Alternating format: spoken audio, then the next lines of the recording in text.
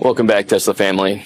In this video, I'd like to talk about autonomous levels of driving. I see a lot on social media, people are talking about, this car, Tesla's at autonomous level, it's a level 2 autonomous vehicle, and Waymo's a level 4 autonomous vehicle. And I just want to step in and just kind of address it, because a lot of people don't know what is level 1, 2, 3, what does this stuff mean? So let's kind of jump into it. The first thing I'd like to say is there is no official, in the USA, there's no official governing board that certifies and classifies what level is what.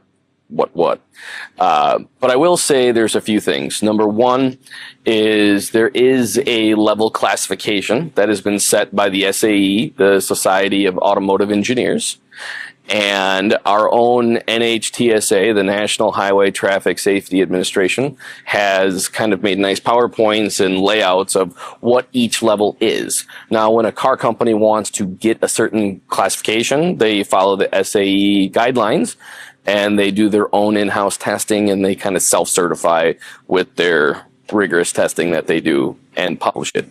So let's start into what are the different modes, or different levels, I should say, of autonomous vehicles.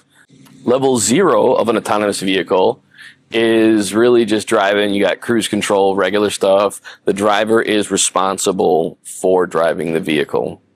Level 1 is you're driving the vehicle, but you have some levels of assist.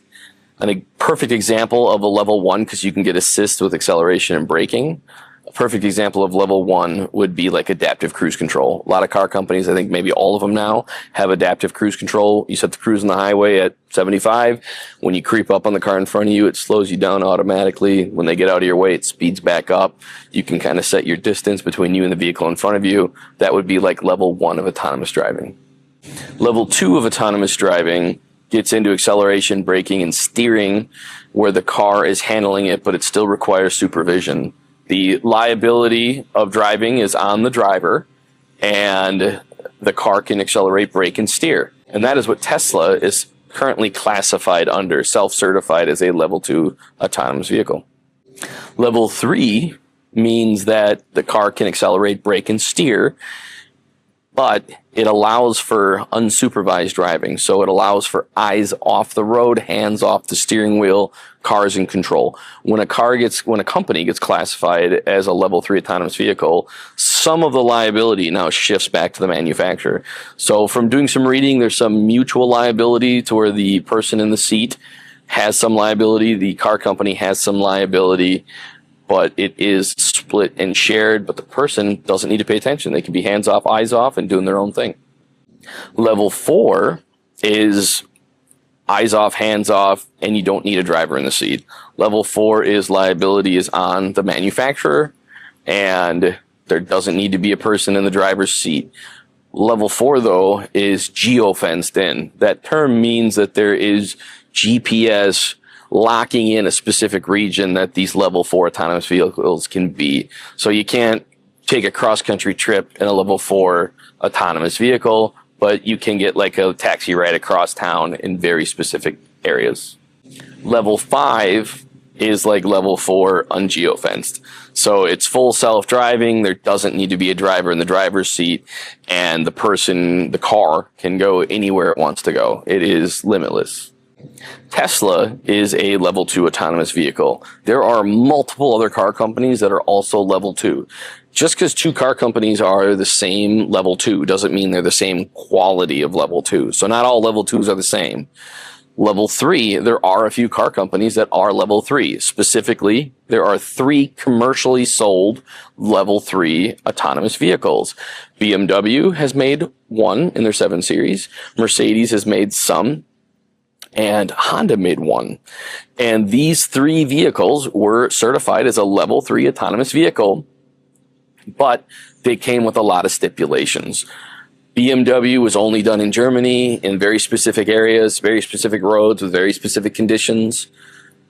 Mercedes is parts of Germany, parts of California, parts of Nevada, specific roads, under 40 miles an hour, very specific conditions. And Honda had one that was in Tokyo, again, very specific scenarios. Honda's repealed theirs back, so they no longer have a level 3 vehicle that you can purchase. Now, all of these, again, had very specific conditions that allowed them to go into a level 3 autonomy. It wasn't anywhere, anytime. It was geofenced and it was conditional. These conditions in the autonomous driving vehicle world are ODD, operational design domain. So that's where you talk about specific geofenced areas, specific roads, specific speeds, day or night, rain or sunshine. All of these things are critical when it comes to a level 3 autonomous vehicle. So vehicles like Tesla could, from a quality of car and FSD, or self-autonomous driving, could be a level 3, but Tesla's never gone through the level 3 certification. In fact, Tesla's openly talked about the fact that they don't even have interest in level 3 autonomy. They're looking to jump from level 2 to level 4. So while you could argue if Mercedes, their pilot program, or the BMW driver assist programs, what them being level 3 and Tesla being level 2, people will use those classifications to immediately say that the Mercedes and BMW self-driving program is better. You can argue better or worse, but Tesla still is the most universal. It can go most places. They just haven't sought after the level 3 designation. Now, when we go to level 4 designation, that's been the real hot topic lately, and that's been the real exciting thing. There are other car companies that have had level 4 autonomous self-driving. Now, the one important thing to know is there are no commercially sold level 4 autonomous vehicles. You cannot go anywhere in the world that I have been able to find in research and buy a self-driving level 4 autonomous vehicle and take it to work, take your family around, for you to own. I haven't found that anywhere. Now, there are level 4 autonomous taxis in multiple cities all over the world, and there's quite a few of them, actually. Some of the level 4 autonomous vehicles that you can rent for like a taxi purpose include Waymo. GM has their Cruise. Amazon has their Zoox. And then in China and other countries, they have Chinese vehicles like Baidu, Apollo Go, Ponya, WeRide, AutoX. There's like a VW Moai, and there's a few other vehicles. Most recently, Tesla's Robotaxi Cybercab have breached into this level 4 autonomy for those vehicles. So just because you see a 2026 Tesla Model Y Juniper, and you see that some of the robotaxis are level, Tesla Junipers, they're not exactly the same. So our personal vehicles aren't level 4 autonomy like the robotaxis are. I'm not aware of any level 5 autonomous vehicles. If you're aware of some, please leave a comment down below, link me to them so I can read about them and learn more about them.